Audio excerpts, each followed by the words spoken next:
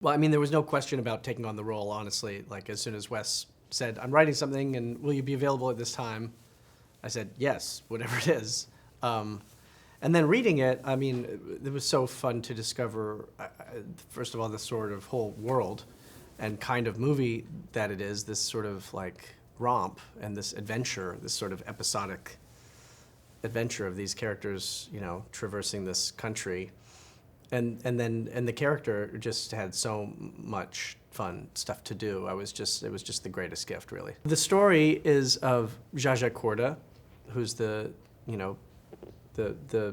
don't know if he's the hero. He's the protagonist. He's almost an antagonist, but he's this magnate in 1950s Phoenicia, in Europe, and I mean, a lot of the fun of the movie for me comes from just seeing his opulence that he lives, his wealth, and the world that he is in, the sphere that he is in, and the sort of freedom and control that he has over everything.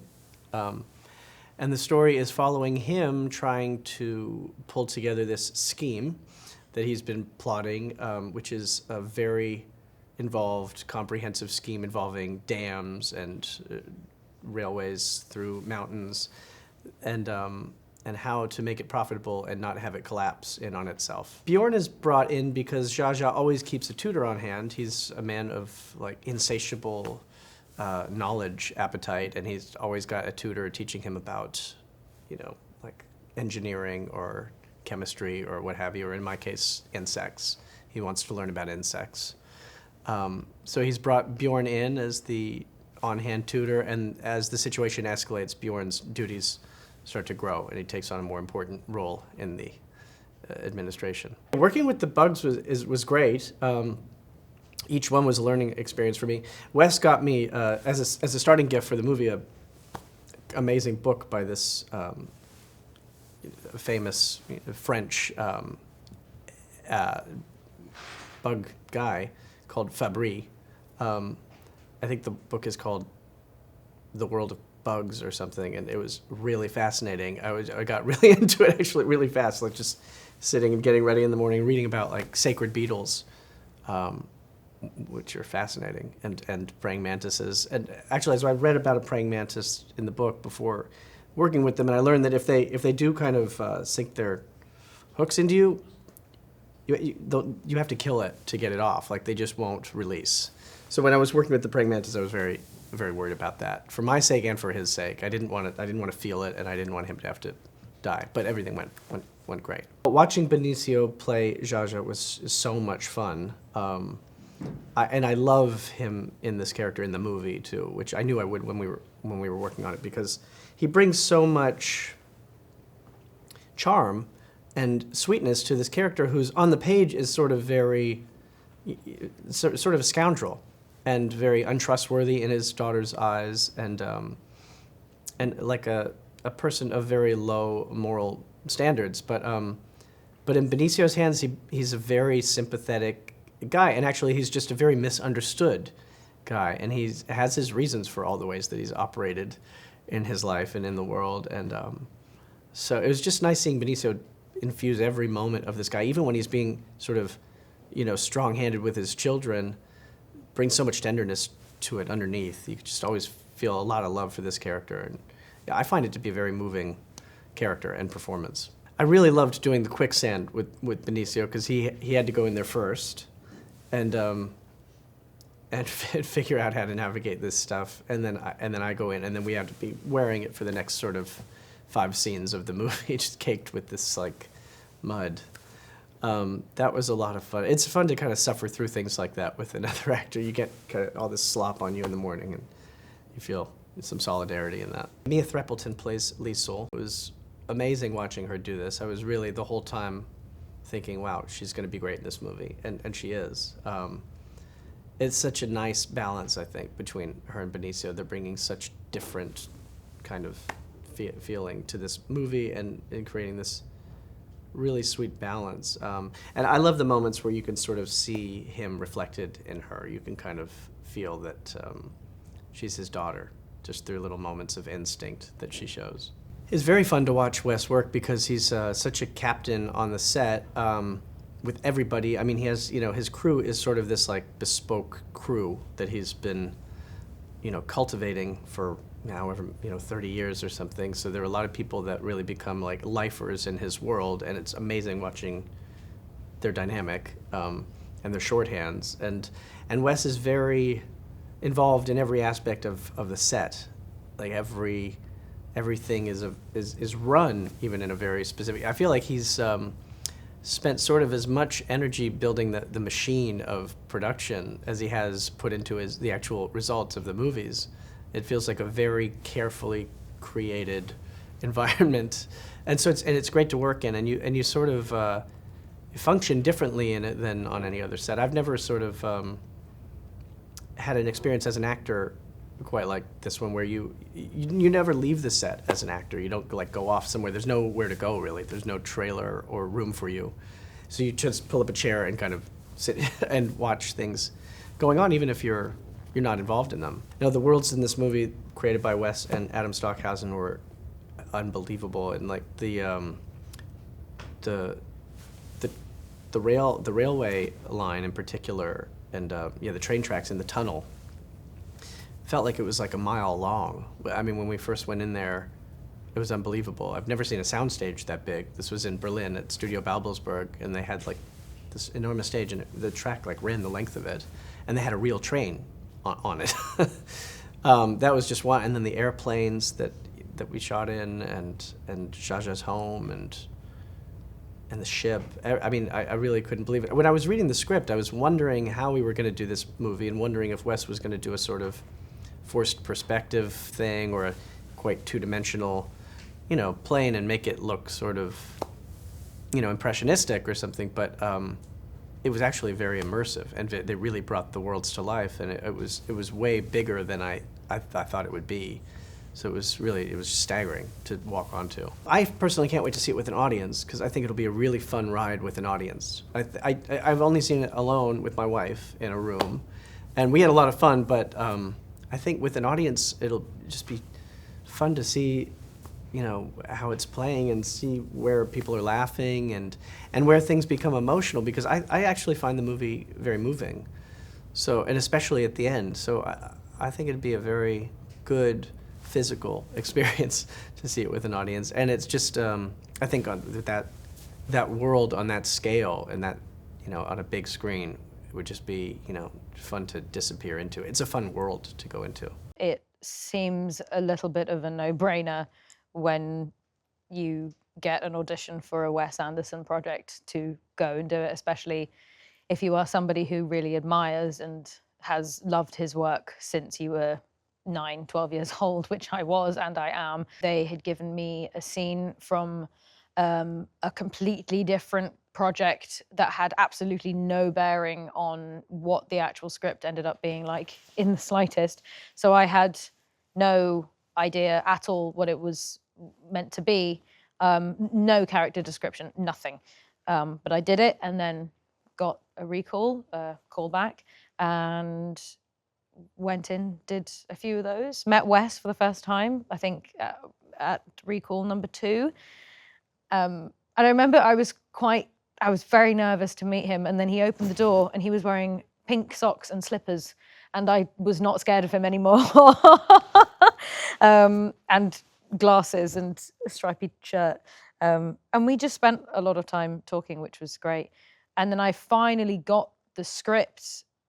Actually, I wasn't expecting to get it at all, but to my surprise, they sent it to me after they told me that they wanted me to do a chemistry read with Benicio, and it was on a timed link, and I read it, and I didn't stop reading it, and I'm a very slow reader, so that is impressive for me.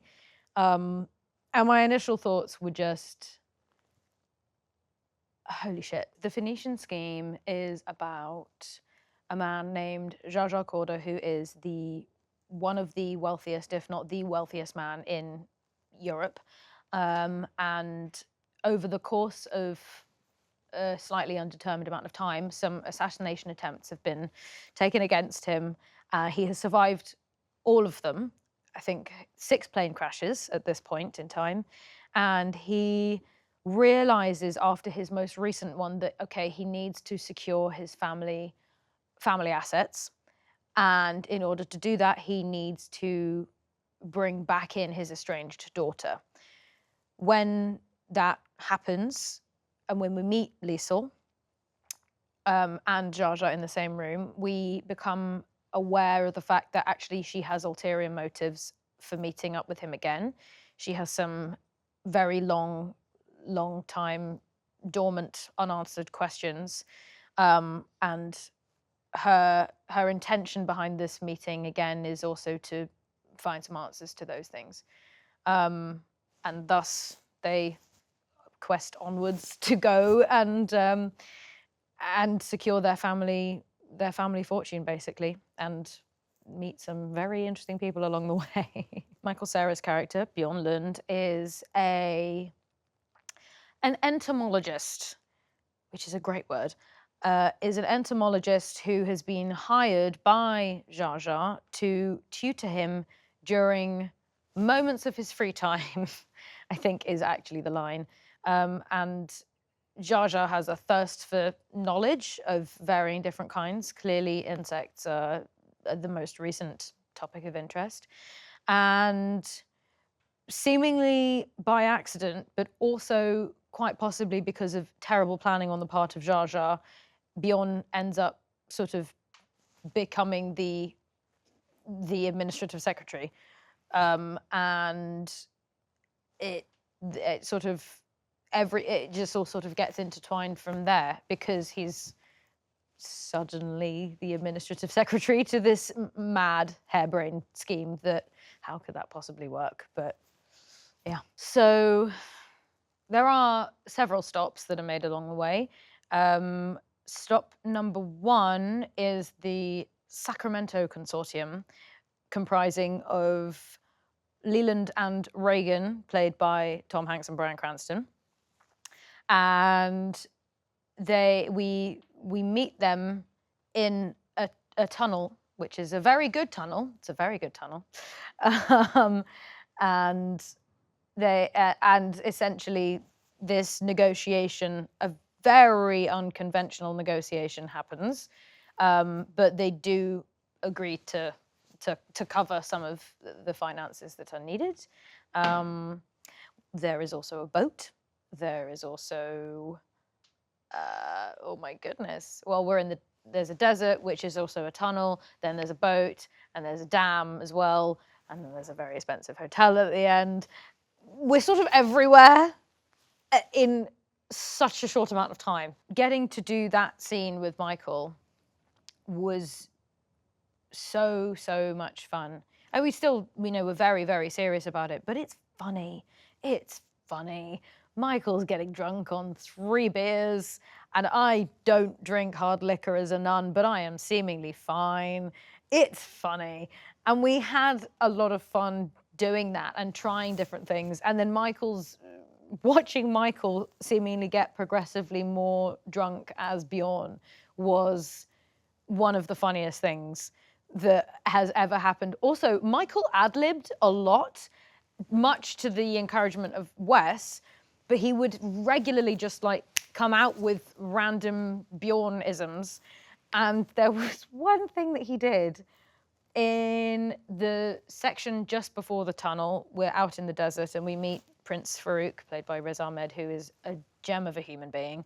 And I think Riz is meant to say, in reference to somebody who has been injured, oh, he didn't suffer. And Michael just completely unprompted went, oh, I think he did. And we were not expecting him to do that. So I remember looking at Riz and just then looking at the ground, but then not being able to not laugh. And then everybody was laughing and the accent was brilliant. Oh, Michael's just hilarious. When we meet Liesel, we meet her not only in a very simple, very pared back way, but we also meet her with a very minimal lifestyle around her. Simple pleasures is her lifestyle. And her pipe, which is sort of just, a thing that she has, is replaced with a much, much later on, we actually don't see this until infinitely later on in the film, is replaced by this beautiful, incredible, ridiculously gorgeous pipe that was made by Dunhill with semi-precious stones in it. And it just was this, it was a proper corncob pipe. It was amazing. And then as she's beginning to live with Jean, becoming more and more involved in his scheme, he also replaces her normal rosary with a secular rosary, which was made by Cartier, which was terrifying to hold, but which was a beautiful, beautiful item. And I think those two objects are somewhat representative of her, of her, not her transformation, but sort of her journey of realization about who she is and actually what it is that she wants. Working with Wes is an experience that I will never forget as long as I live. He is the kindest, most brilliant, creatively minded person that I have ever had the fortune to encounter. If I hadn't have got the job, just meeting him would have been enough. His clarity and expression of clarity around what it is that he wants is something that I have never experienced to that level before. He does many, many, many takes of things. And there is a very good reason why he does that, because he knows exactly what it is that he wants. And he knows exactly how to get those things. And at no point did I feel like I couldn't ask him a question or couldn't discuss something with him. He's amazing. He is truly the most one-of-a-kind person that I've ever had the fortune to meet. Wes called me up and he said, you know, I got these 20 pages, you know, should I send them? I said, yeah, send them. And I said, wow, I love it. And it was basically the intro of Zaza and the first sequence with his daughter. And it was just so rich in detail and original and funny and sad. It was just so layered. I mean, as an actor, you're looking for parts like this, and when they come, you just bite, you know, and don't let go.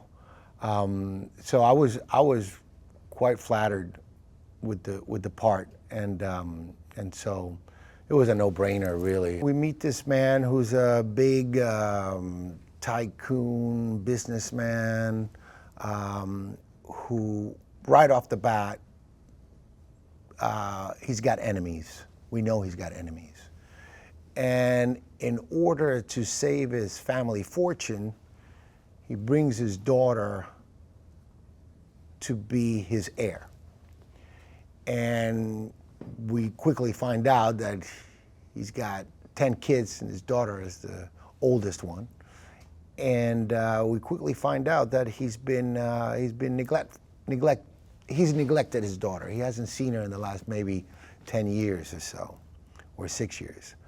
And, you know, so through that, he lets her know why he's summoned her. And he tells her that he's got his most important project of his lifetime, which is the Phoenician Scheme, or plan. And what it is he's building some dams and some train tracks, and he's building this kind of like a city in the middle of the desert, kind of like maybe Las Vegas, once upon a time, something like that. It's a big project.